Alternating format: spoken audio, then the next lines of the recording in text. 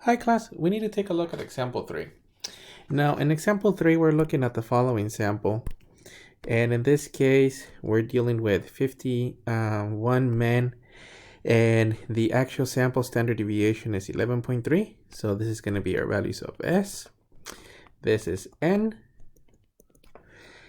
and then they want us to test the claim that, well, in this case sigma is equal to 10 beats per minute.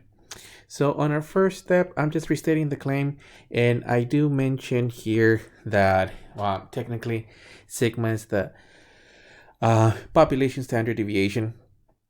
And then as we move on to the second step, in this case stating HO and H1, remember that you're dealing that because here we're dealing with an equal, so technically this is going to be our hypothesis. We're talking about a two-tailed test. Your critical values are going to look like this. So technically a total of 2 critical values, and C would be in the middle. So for this one, we would just say that HO, the values of sigma, is equal to the values of 10. And we're talking about beats per minute.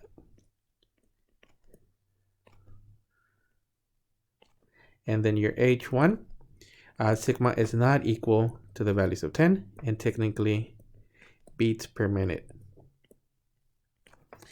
Now, as we move on to the critical value, the statement that they're using is technically alpha is equal to 0.10, which means that C is equal to 0.90.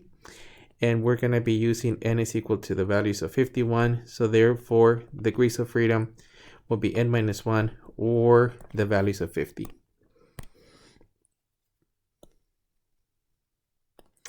As we take a look at the region, technically we're going to have a critical value up here on the right and a critical value on the left. And then the region is going to have the following values. So remember that, well, the chi-square distribution is not symmetrical. So this is going to be 0.90. The values of alpha divided by 2, it's going to be 0.05. So that means that this area here is going to be 0.05, and this other area here is also going to be 0.05. Now we're going to be looking at a total of 50 degrees of freedom, or the closest to it. Then for the one on the right, it's going to have 0.05 area above. Remember that this represents above the critical value. And then on the one on the left, well, it's going to have a total of 0.90 plus 0.05, which is equal to 0.95 above. Whoops. And we're talking about technically area. So when we look at the table, we're going to be looking for one critical value that has 0.5 area above, and then the second one, it's going to have a total of 0.95. So we're looking for 0.05 and 0.95 with a total of 50 degrees of freedom. So let me take a look at the actual table, and I pasted the table here so that it would be easier to identify. It's a little bit messy, but this is what we're looking at. The first critical value that has a total of 0.05 area above is going to be this one. With 50 degrees of freedom, it's going to be the 67.505. And then for the second one, remember that we're looking at the entire area. That's going to be 0.95, which includes the 0.90 plus the 0.05. And that value happens to be the 37.764. So I'll wait a minute. Please take note of those two, since we're going to need them in the region. So here, let me just type them up. So this is equal to 67.505. And the one on the left happens to be 34.764. Okay, so let me just rewrite the critical values here.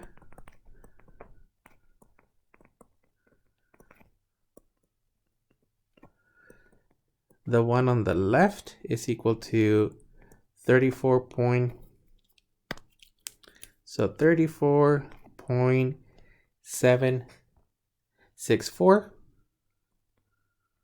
and then the one on the right is equal to 67.505.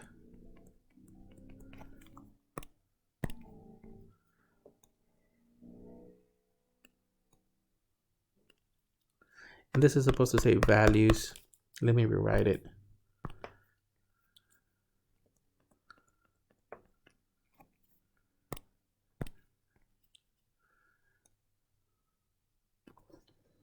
Okay, so those are going to be the two critical values that we're going to be using.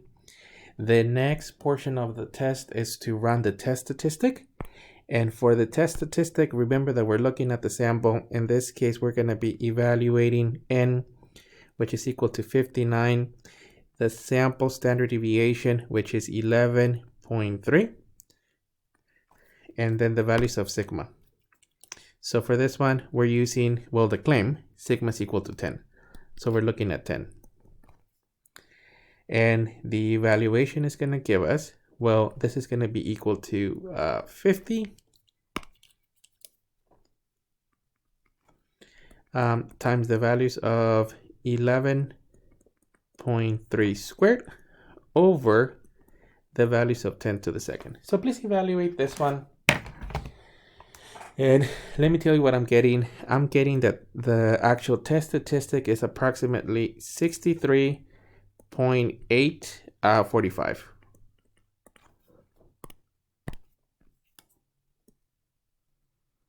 And let me just write it out. Test statistic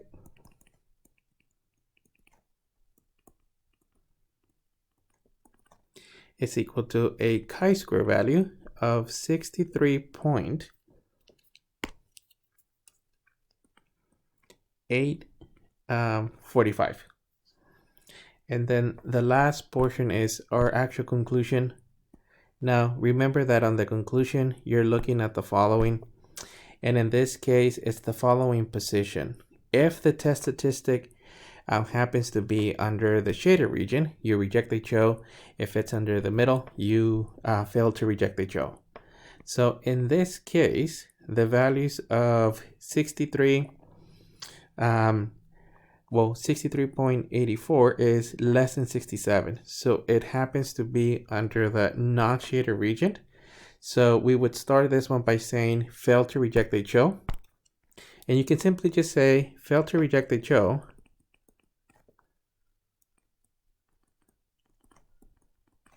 And this is because the test statistic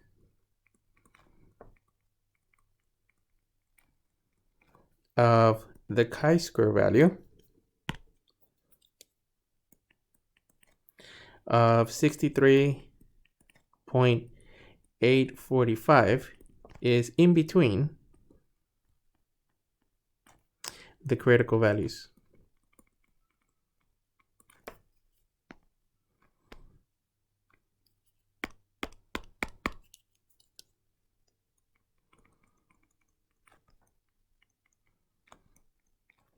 And in this case, we're talking about a chi-square value of, on the left, of 34.764, and the chi-square value on the right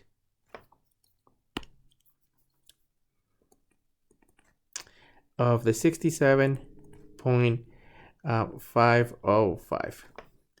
That's actually it for this portion. We are mentioning the position of the critical value and with respect to the test statistic. So in this case, our test statistic happens to be technically in the middle of the critical values. So we end up with a fail to reject HO. The last portion of this problem is they want us to estimate the p-value. Now, when you're looking at the p-value, you're technically looking at the test statistic and also the type of shape of the critical region. So in this case, well, to do the p-value part B, you're going to be looking at the following. So technically, you're going to have a chi-square value here, and then this is going to be your test statistic. And this value happens to be 63.845. Now the p-value, because we're technically talking about a two-tailed test, it's going to be the area, or in this case twice the area from here. So it's going to be twice this area, which includes this area to the left of that chi-square value, which we don't have. So this will be 2 times the area above the chi-square value of the 63.845. So that's going to be equal to the p-value.